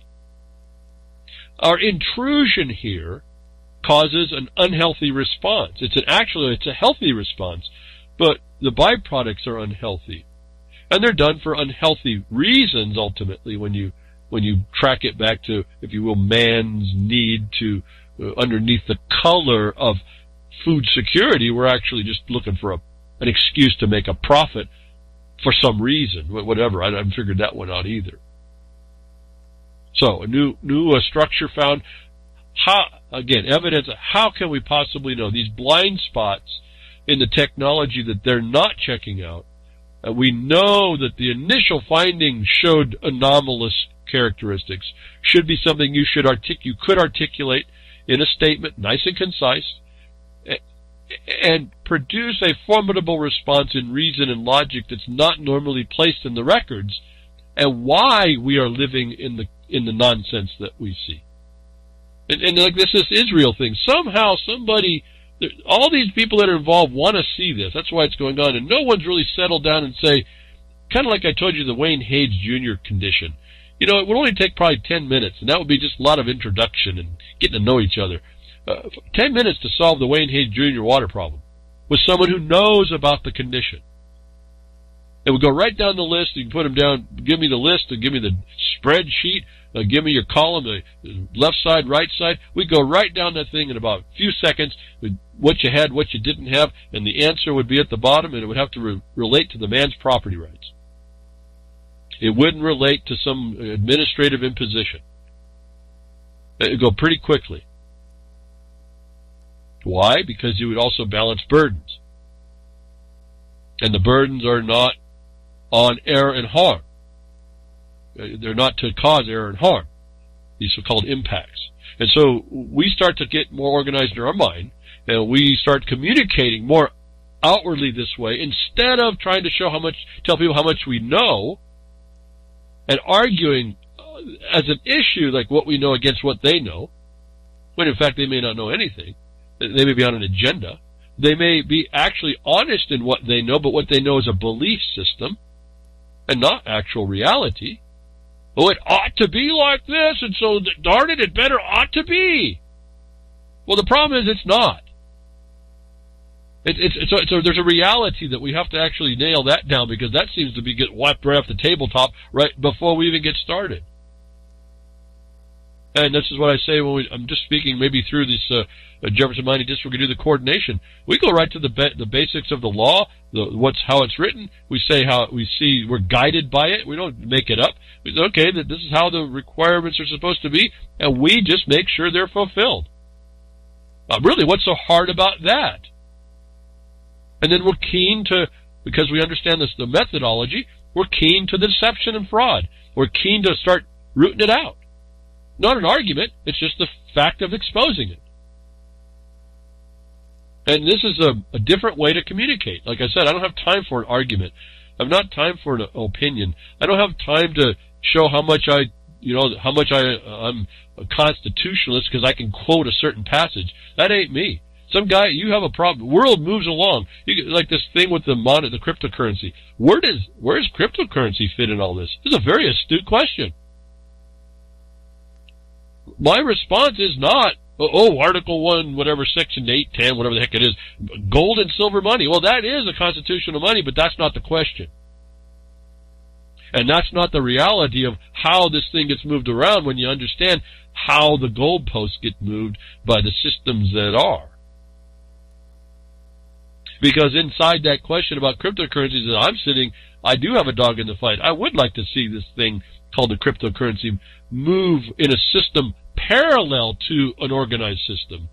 I would like to see a privatized system that was impervious to the assimilation of the hive, the Borg. So, can we analyze that? Can we see the limitation? Can we find where those limitations are in the system? How does that exist when the system is not supposed to be there but does exist? How do we position this thing?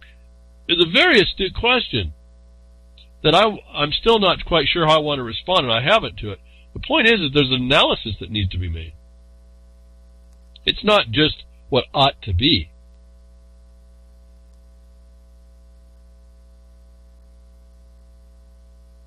So we have the DNA structures that can affect the editing. We also have this the genes that can be affected by its environment, the epigenetic structuring change. And we have the environmental harm to us in the utility of these what do you call these new products that come on. the non-disclosure, the lie that says that these chemicals and stuff they use in conjunction with these genetically altered things that are mutations themselves, the chemicals that are being used with these, the extent and the contamination is being lied about, and these are in the FDA for the food, and the lack of comment to these things is expanding the problem. Again, to me, I see this all as part of us. The lack of our integration, we want to scream and yell and complain and whine, but we don't want to write a simple letter really, and then be dog on it, be persistent into it. We find weed killer found in granola and crackers. Internal FDA emails show. Internal to the again, the FOIAs and things are coming up. We have more facts for those of you that wouldn't get engaged. You can include this part tied onto the thing I was been talking about for the last 20 or so 30 minutes regarding those mutations, and then the lack of disclosure and misinformation and the failure of the FDA to adhere to the knowledge that it has at hand, that these things are being misused as well or extended beyond even what the record of the companies has said. It can be stated in a very concise way to be made an open record, not the one that the FDA can hide. So this is coming out as well. We have these, all the mutation is our life. Our society is a mutation.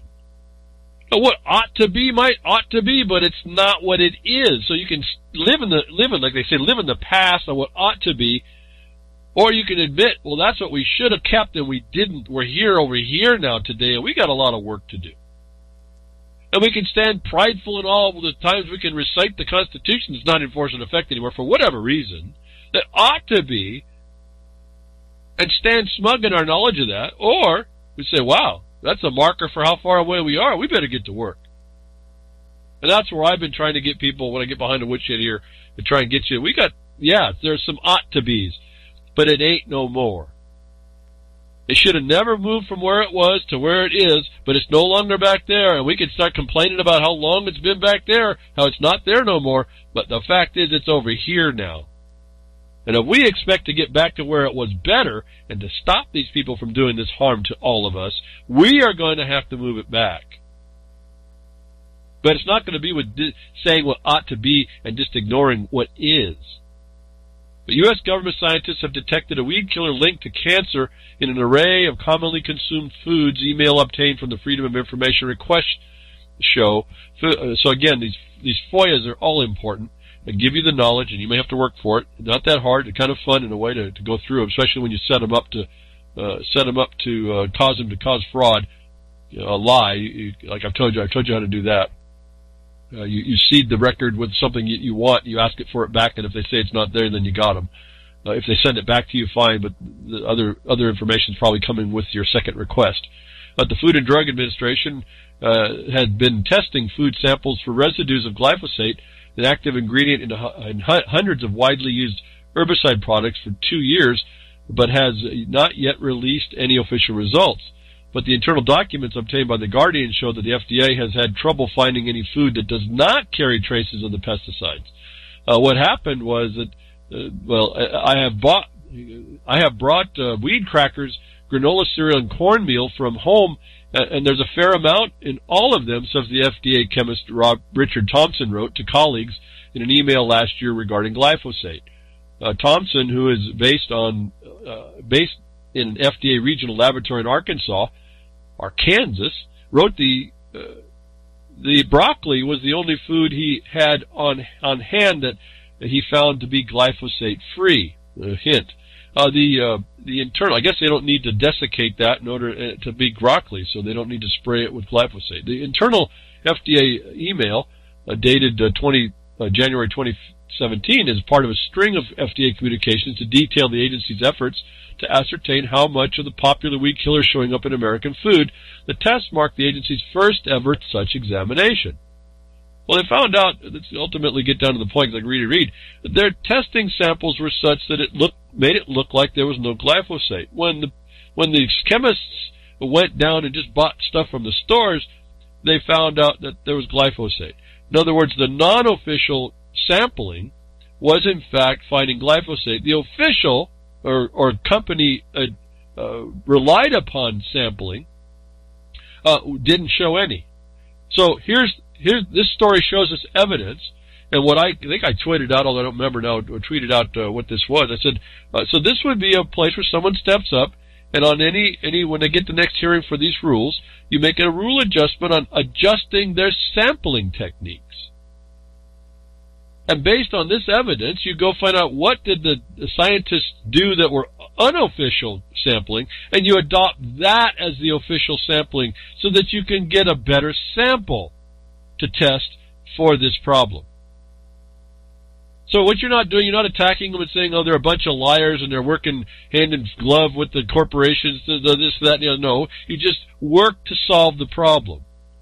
You say your sampling procedures have been found to be faulty.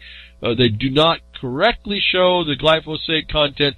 This is what it looks like. This was an example of what was done. This did show it. We need you to adjust the sampling tactics like this and make that a new rule.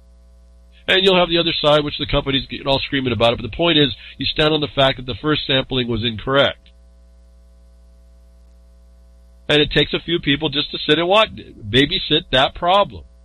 If you want to start getting glyphosate checked, you're going to have to, you now see the policy for sampling and all these foodstuffs may be faulty. This should be a news to you to focus how you're going to make a meaningful participation in what is otherwise hurting you. See, if you don't have this knowledge, you wouldn't know to do this.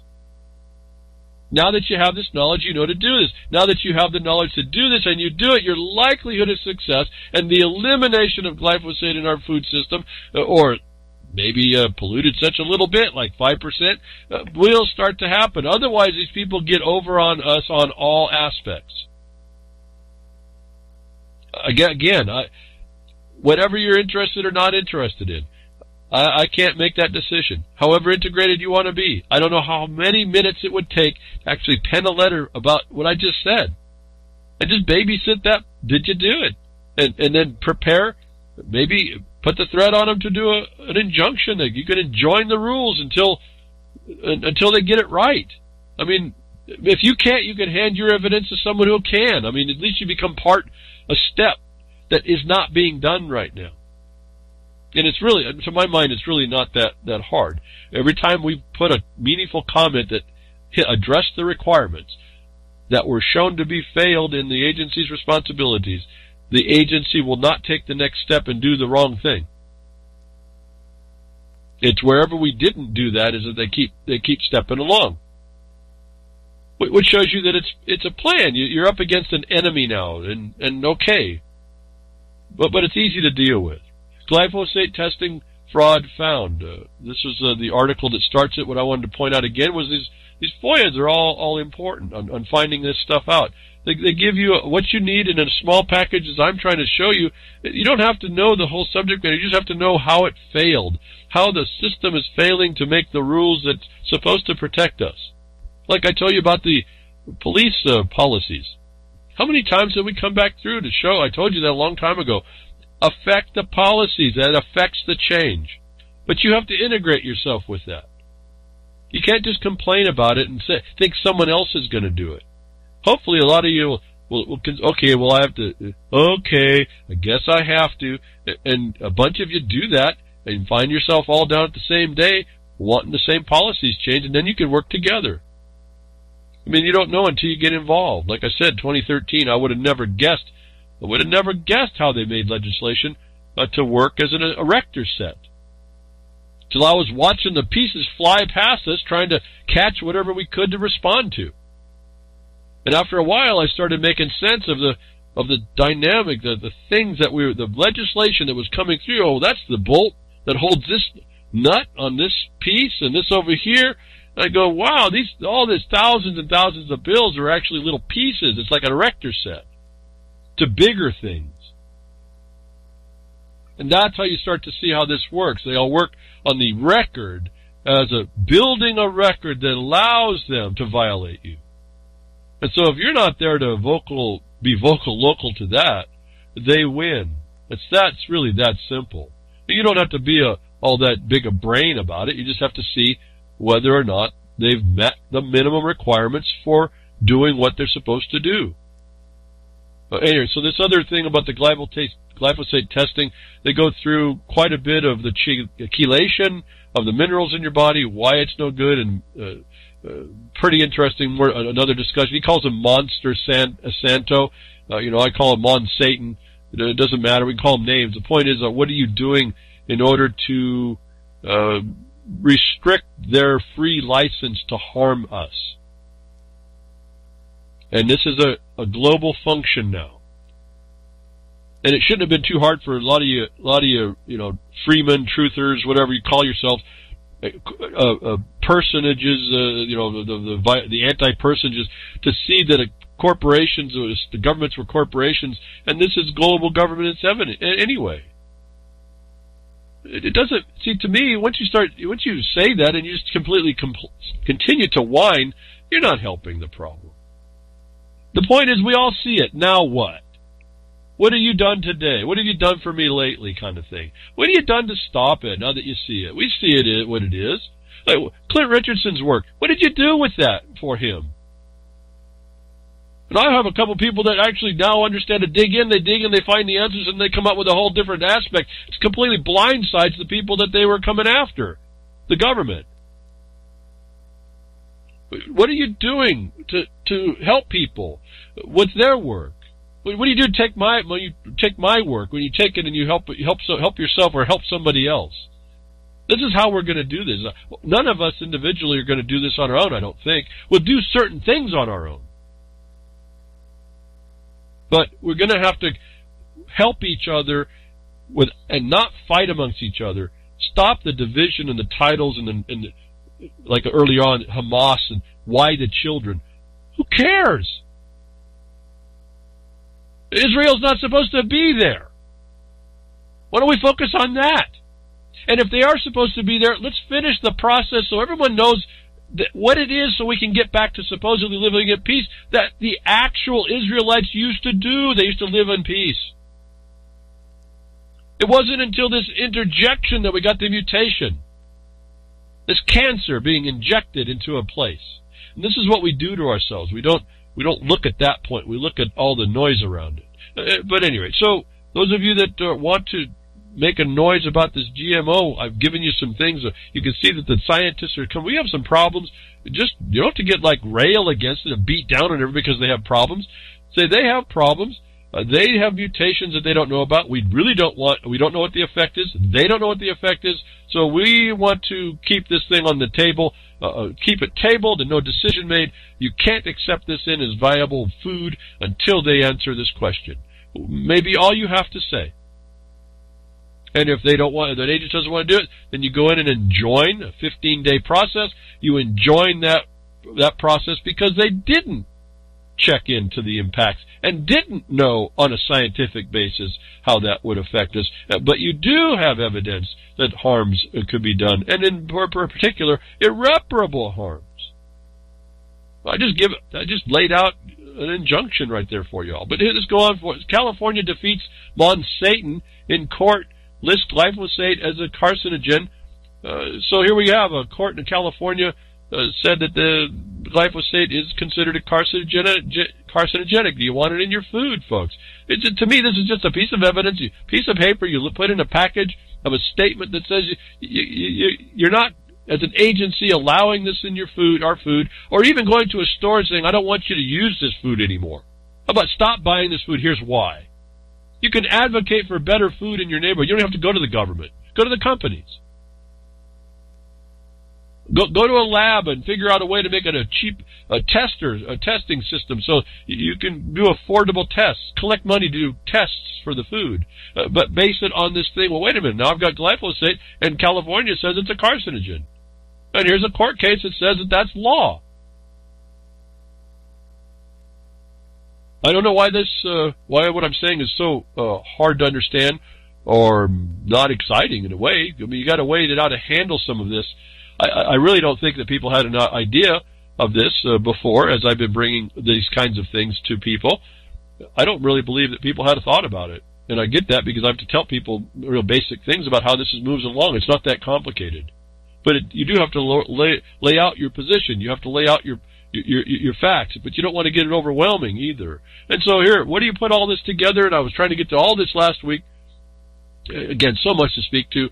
This is all this DNA and stuff, all that, all this glyphosate, GMOs, all this was supposed to be discussed last week. But what about that, folks? What about what I've been talking about, packaging up a comment? You have the ability right now. USDA proposes for GMO labels. So I'll have a link for this. You have a way to participate right now in what they want to do with what's going to be on the label of a package for something being bioengineered. So first of all, you understand this is your future.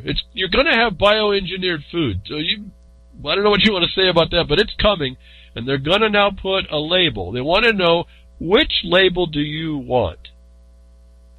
Now that sounds a little bit trite. But the way I looked at it is some of what the labels they're doing is almost a promotion inside the label that you need to oppose. And I don't know, and I haven't read you have a 60-day comment. I don't know when that time started. You'll get the link. If you're interested, you can look at these things. I was kind of put off by two of them. It makes it look like little round faces with smiley faces and all this, and it's bioengineered. I wasn't real happy about that promotion. Better the BE in a round symbol, maybe black and white, maybe stark.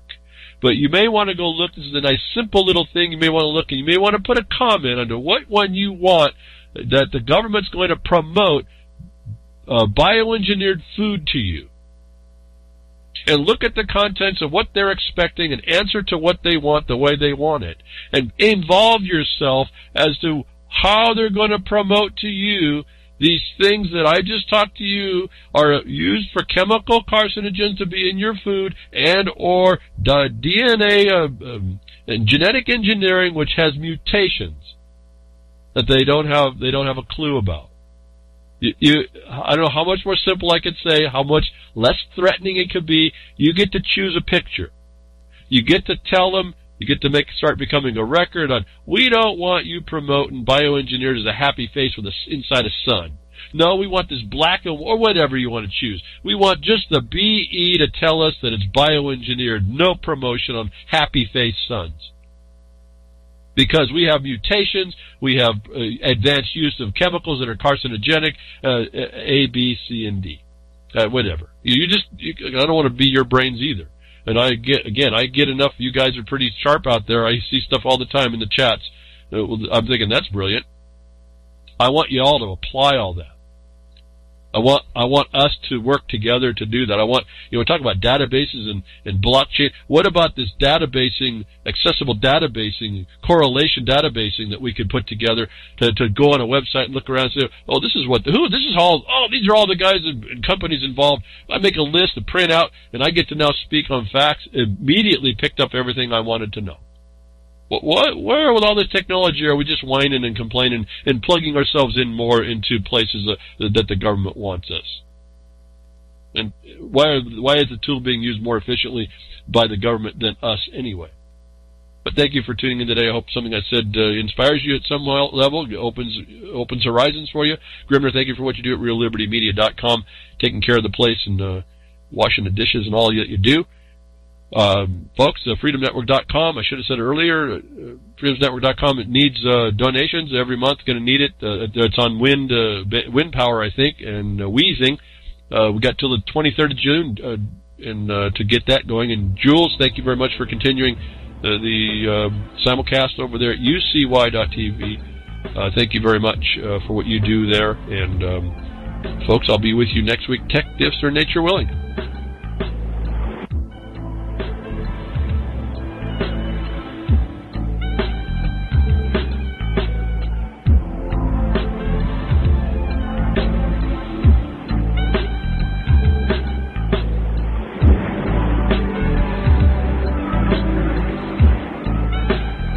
Well, that's another lesson. I hope with today's information you can take it to those that misbehave. From behind the woodshed, leaving his mark on the beast, this is Hal Anthony. Till next time, journey with purpose.